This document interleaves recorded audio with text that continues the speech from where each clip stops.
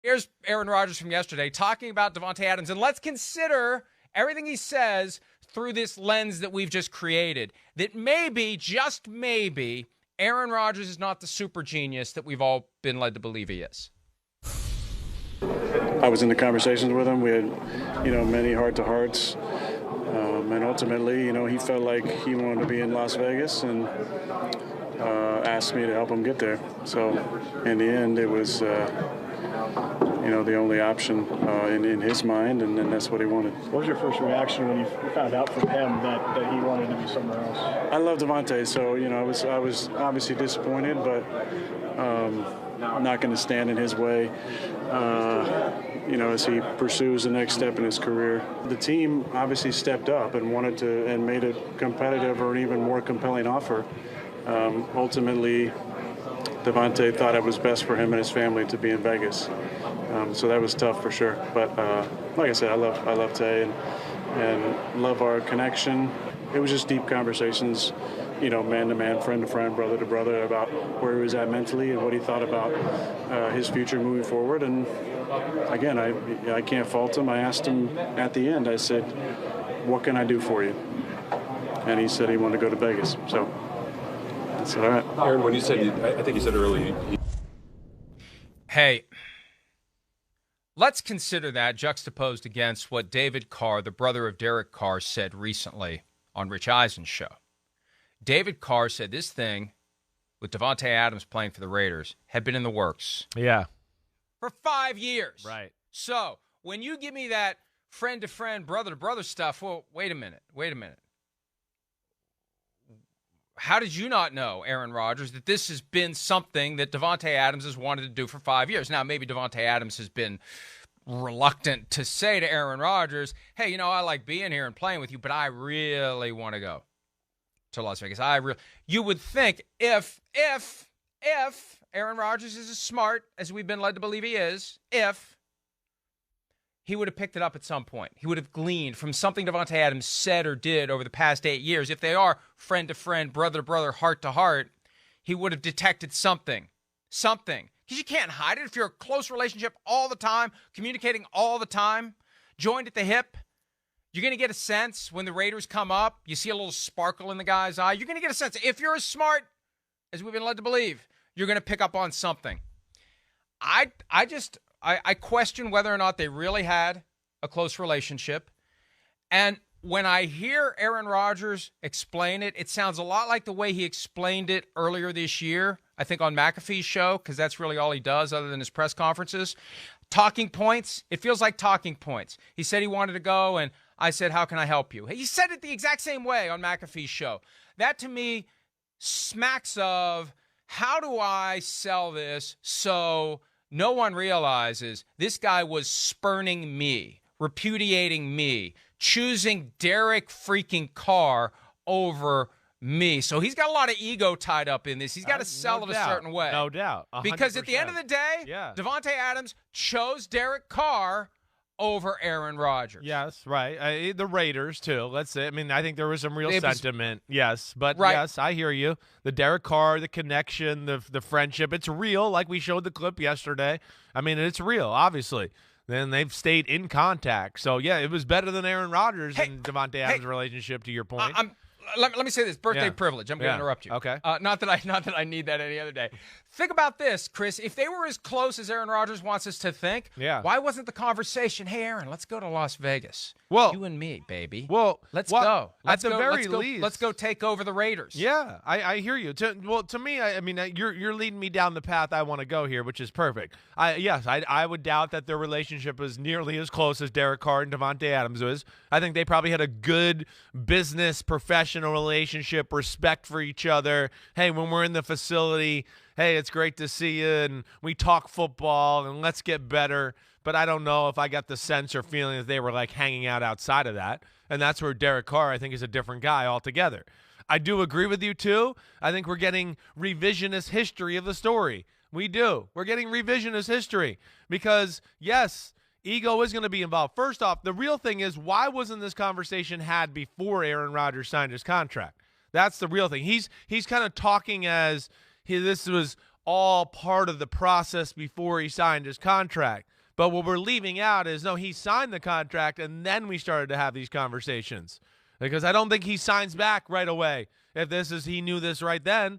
So, yes, he's kind of trying to frame it right now to I think, your part of it looks like, hey, it looks better that I was a part of the conversation and maybe not, I don't know, incompetent. I don't want to say that. Or ignored. Ignored a little bit. Or just bit. a exactly. non-factor. So it's better to look like I was a part of him going there. I helped him. Exactly right. I feel like that's what we're getting a little. And he wanted it. Right. And I gave him the nod. I gave him my personal that's how I feel. Aaron Rodgers seal of approval. And you're right. And Chris, look, here's the point that dovetails with the idea that the Packers didn't really want Odell Beckham Jr., but they did enough to make Aaron Rodgers think they wanted OBJ. This whole idea of, hey, the Packers really stepped up and they offered him more money. Look, we said it at the time. It's too late when you do it once he's decided he's going to Las Vegas. Right. Once the franchise tag is applied and the season is over, if you want to keep him, you make him an offer he can't refuse at or near the end of the season. Because if this whole play for the Raiders thing has been in his head his entire career, he jumped on the offer that they made back in 2018-ish, I think it was, when his first rookie contract ended. He was still several months away from the whole, are they going to tag me? Are they not going to tag me? And I remember saying, don't do it, Davante. You have completed your rookie contract. You no longer have any injury risk. Don't take the first offer they give you now. Let it play out. Maybe there's another place you can go if they don't franchise tag you. But he took the money they put on the table. So the Packers knew. And their job is to understand with each individual guy, what does it take to get them to act? With Davante Adams, they already have the history. You put a big offer on the table. Even if he wants to play for somebody else, he's not going to turn away from it if you put it on the table at the right time. They waited too long. Yeah, you think their arrogance got them? He already had a big enough offer on the table from the Raiders. Right. So he said, screw you and your technically bigger offer, which has no guaranteed money beyond the first year, which is the Packers' way for everyone except the quarterback. So I think that if they really wanted him, and this is where I feel like they're outsmarting Aaron Rodgers, or he's allowing his ego to parrot the talking points so it's not about Davante Adams spurning and rejecting him. It's, well, hey, the Packers really stepped up. Instead of Aaron Rodgers saying, hey, Russ Ball, hey, Brian Gutekunst, hey, Mark Murphy, why didn't you go to the guy in November or December? Why didn't you go to him the minute the season ended and make him an offer he wouldn't refuse? Because that's what worked the last time. Why didn't you do it again? We wouldn't be in this mess. We wouldn't be in a spot where I've already committed to coming back here before I find out that my only great receiver is going to be gone. So I think, I think they're playing the guy, and he doesn't realize they're playing him a little bit. They played him with this. On Adams, he's accepting it. He's so concerned. Here's what I think it is. He's so concerned about how he looks in this. Yes, exactly. That he's not even noticing the fact that they played him a little bit on this one. I think so. He's got to protect his, he's got to protect his turf here a little bit. It doesn't look good. We said this at the time. It doesn't. I mean, the optics of it don't look great. I got a feeling there's going to be another clip that we're going to be able to put on the tombstone. Well, yeah, we might. But listen, again, base level, whatever, the optics of it, however you want to look at it, that's the only thing. Again, I love the press conference yesterday by Rodgers. I love it. I do. But it's the one thing that I just question after watching it and reading it, whatever. You just sit there and go, yes, that part of it still is very hazy to me. And I would have a hard time thinking that Green Bay and Adams weren't in cahoots to keep it quiet. Don't mess this up. We'll trade you, but you can't say anything to Rodgers. He gets back to Rodgers. We're not going to be as friendly and make this deal happen. To me, the more and more time that goes by, the way this looks, I think that's kind of how it went down. And I'm with you. I think they pulled a fast one on Rodgers a little bit there. He was also asked to clarify how he helped Davante Adams. That's part of this narrative that he's crafted. Davante wanted to leave, and at the end of the day, well, how can I help you?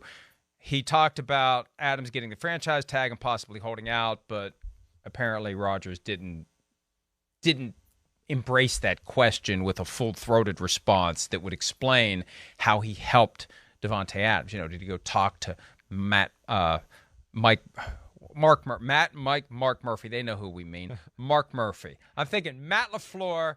I'm 57. There is a Mike LaFleur. That can be a little confusing. Yeah, I'm getting the names screwed up a little bit. But Mark Murphy or Brian Gutekunst. Did he use some of his own personal equity to help the guy leverage a trade? No, he wanted him to play there. And I think once he knew that the cause was lost, it became about, and let's be realistic. We all have that ego. We have that pride. We all craft our narratives about when something goes poorly, why it went poorly, and it can't be because of us, or it can't be that we had no idea that this was happening. So, yeah, I once he said he wanted out, I said I could help him. How'd you help him? Well, I didn't. I told him good luck. I didn't, restrain him. I didn't lock him in my house. I didn't tell him no. I didn't beg him. I said, fine, get the hell out of here. And I'm being facetious. But anyway, they move forward now without Davante Adams. And I've been vocal about my belief that Aaron Rodgers should have been at the offseason program to be working with their new receivers directly. Yeah. Christian Watson, second-round pick, who's got more pressure on him than any receiver ever drafted by the Green Bay Packers had. Because I can't think of a single receiver they've drafted who was expected to walk through the door and be the number one wideout with a franchise Hall of Fame quarterback. You're the guy right through the door. You're the guy. Not you're going to develop like every other second and third round pick. That's one of their great talking points. That's one of their face savers. Hey, we've had plenty of great second and third round receivers over the years. James Jones and Jordy Nelson and Davante Adams, and the list goes on and on. So we'll be fine with a second round receiver. But none of those guys showed up with the expectation that they're going to be the guy. Hi, I'm Mike Tirico, and thanks for watching. Make sure to hit subscribe for the latest news and highlights from NBC Sports.